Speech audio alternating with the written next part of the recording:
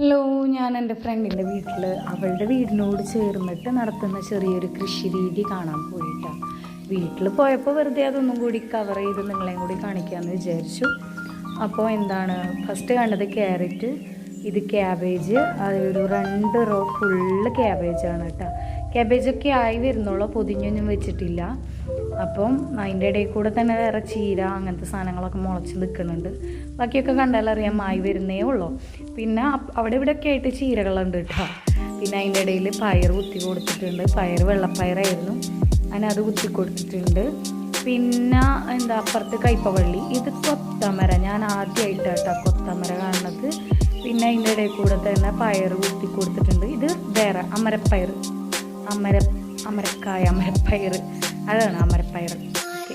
പിന്നെ അതിൻ്റെ ഇടയിൽ പടവലം, പിന്നെ ഒരു കുഞ്ഞ് കയ്പൊക്കെ ഉണ്ടായി നിൽക്കുന്നുണ്ട്. അതിൻ്റെ ഇടയിൽ കൂടെ പടവലോ അങ്ങനെ എന്തോ ഒരു സാധനം കൂടി പടർന്നു പോയിട്ടുണ്ട്.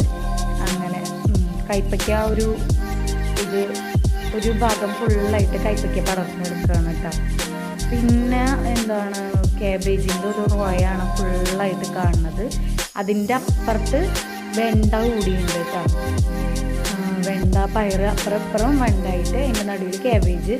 പിന്നെ ഓപ്പോസിറ്റ് സൈഡിൽ മറ്റേ സാധനം കോളിഫ്ലവർ, പിന്നെ മുളക്, വെണ്ട ഒരു വേറെ വെറൈറ്റി ടൈപ്പ് ഉണ്ട് കേട്ടോ. അവരുടെ കയ്യിൽ വെച്ചാൽ റെഡ് കളർ വെണ്ട. ഞാനത് അവിടെ നിന്ന് ആദ്യമായിട്ടാണ് കേട്ടോ കാണുന്നത്. റെഡ് കളർ വെണ്ട ഞാൻ കണ്ടിട്ടുണ്ടായിരുന്നില്ല. അങ്ങനെ പിന്നെ ഒരു ഭാഗം ഫുള്ള് പുള്ളിയാണ് വരുന്നത്. ഈ കാണുന്നതാണ് വെണ്ട. അതിൻ്റെ തണ്ടും വേണ്ട കളർ, വെണ്ടയ്ക്കയുടെ കളറും റെഡ് തന്നെയാണ്. പിന്നെ അങ്ങനെ ഞാൻ എൻ്റെ ഇപ്പം ഞാൻ ഇങ്ങനെ ക്യാമറയ്ക്ക് എടുത്ത് പതുക്കെ നോക്കുന്നുണ്ടായിരുന്നു. ഇത് വെണ്ടയ്ക്കയും കഴിച്ചിട്ടുണ്ട്.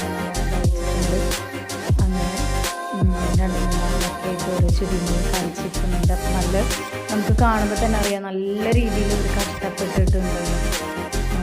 അപ്പോൾ കൃഷിഭവനിൽ നിന്നാണ് ഈ വിത്തുകളൊക്കെ കിട്ടിയെന്നാണ് പറഞ്ഞത്. പിന്നെ കുറച്ചൊക്കെ മാനിച്ച് വയ്ക്കുന്നതും ഉണ്ടാവുകയായിരിക്കും. അങ്ങനെ എല്ലാ തരത്തിലുള്ള കൃഷികളും ഉണ്ട് കേട്ടോ. അപ്പോൾ ഈ ഒരു വീഡിയോ നിങ്ങൾക്ക് ഇഷ്ടപ്പെട്ടാൽ ലൈക്ക് ചെയ്യാനും ഷെയർ ചെയ്യാനും മറക്കരുത് കേട്ടോ.